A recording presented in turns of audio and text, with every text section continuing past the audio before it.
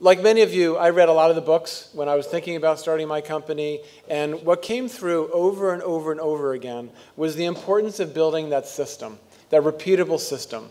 Because when you're starting it out, it's just you. And then you bring in a few other people, and before you know it, it's you and some other people, but there are even more demands on you. Because now you have to manage them, you train them, you're recruiting, you're developing, you're managing, you're selling, you're, all these different responsibilities that you have. But the critical piece that drives the company, of course, is sales, right? So how are you going to keep the sales going? And you do that with a system. Number 2 is knowing your unique selling proposition. If I went around the room right now, how many of you could tell me in 30 seconds what your unique selling proposition is? You need to be able to do that. It's amazing. The biggest divisions, the biggest companies, you walk into a room and you say, what is your unique selling proposition? They'll go on for 5 minutes. And they still didn't get to the unique selling proposition. If you don't know that unique selling proposition, you will not be successful with your lead gen. Because if you can't describe it, no one else is certainly going to put the effort in to figure it out for you.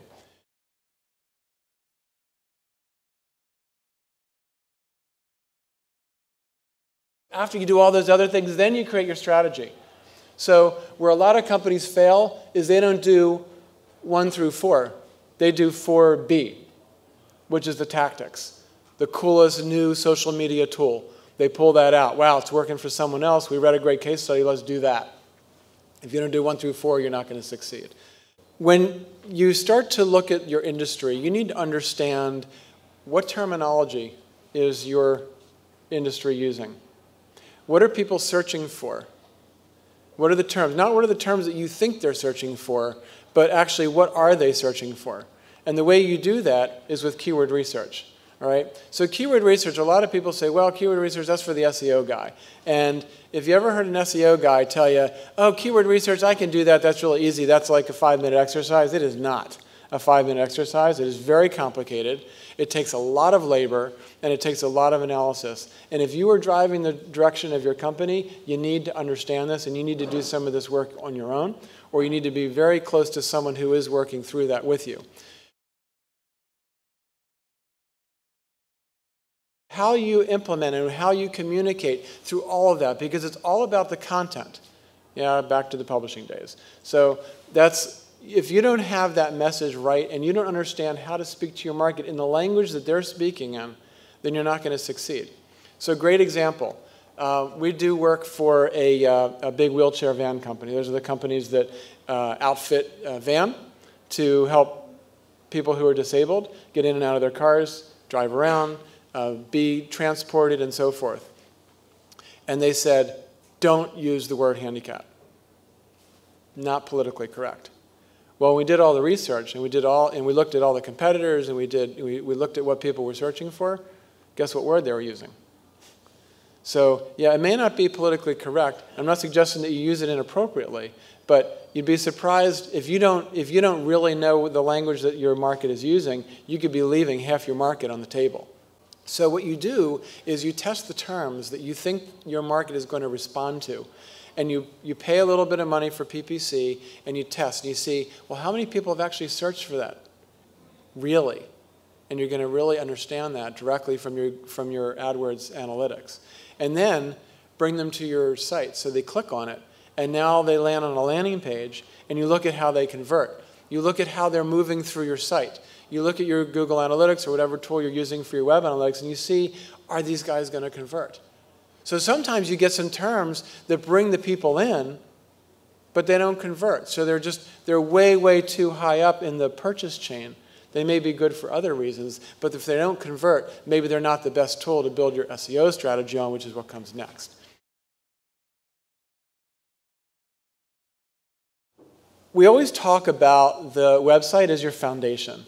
If your website is not right, you're not going to have a good lead gen strategy.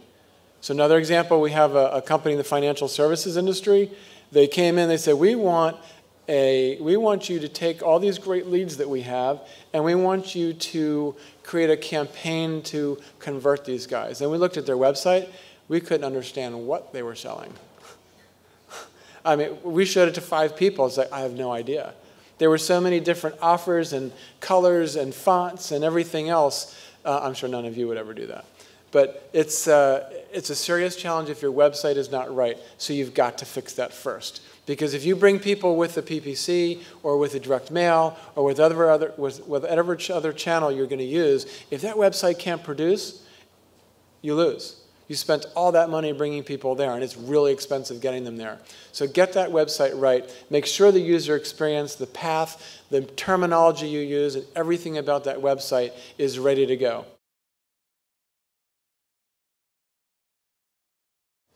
Landing pages. So the landing pages is where you do the selling. I'm not going to talk a lot about email today, but the email is all about getting the click.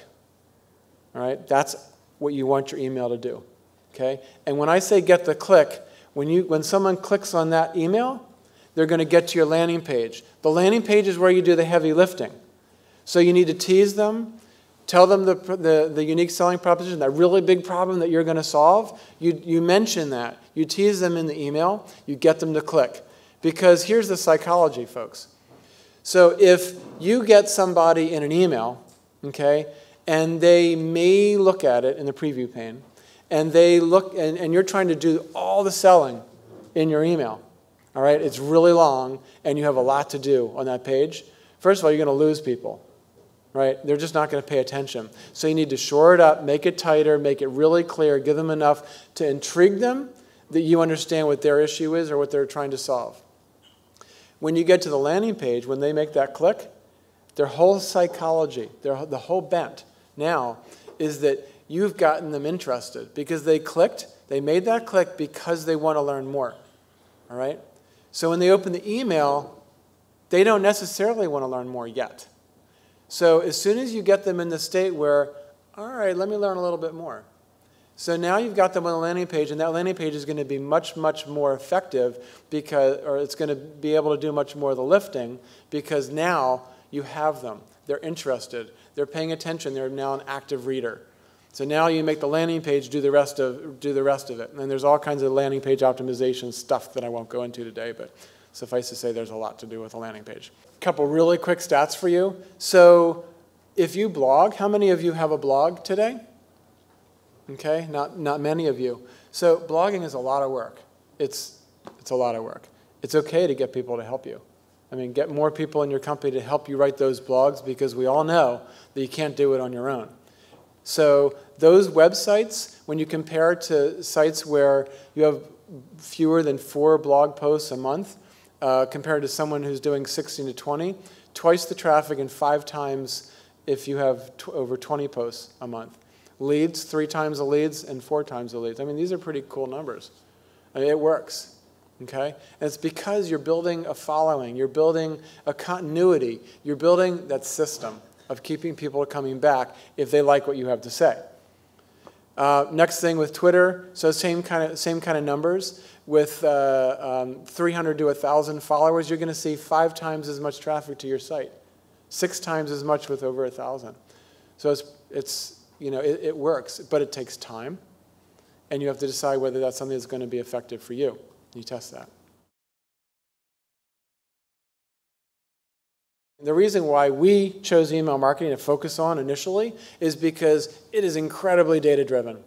All right? So when we do an email campaign, we know how much in dollars and cents it generates, period. You know how many people opened it, you know how many people clicked on it, they go to a landing page, they convert. So email continues, people say, isn't email dead? Like Facebook hasn't taken over, like they have email. It doesn't. It just continues to grow. Companies spend more and more money on email because it is working. So if you're not using email today, you're missing out on a very, very significant high ROI tool set in the lead gen toolbox. So we see $40 for every dollar invested compared to search and some of the others.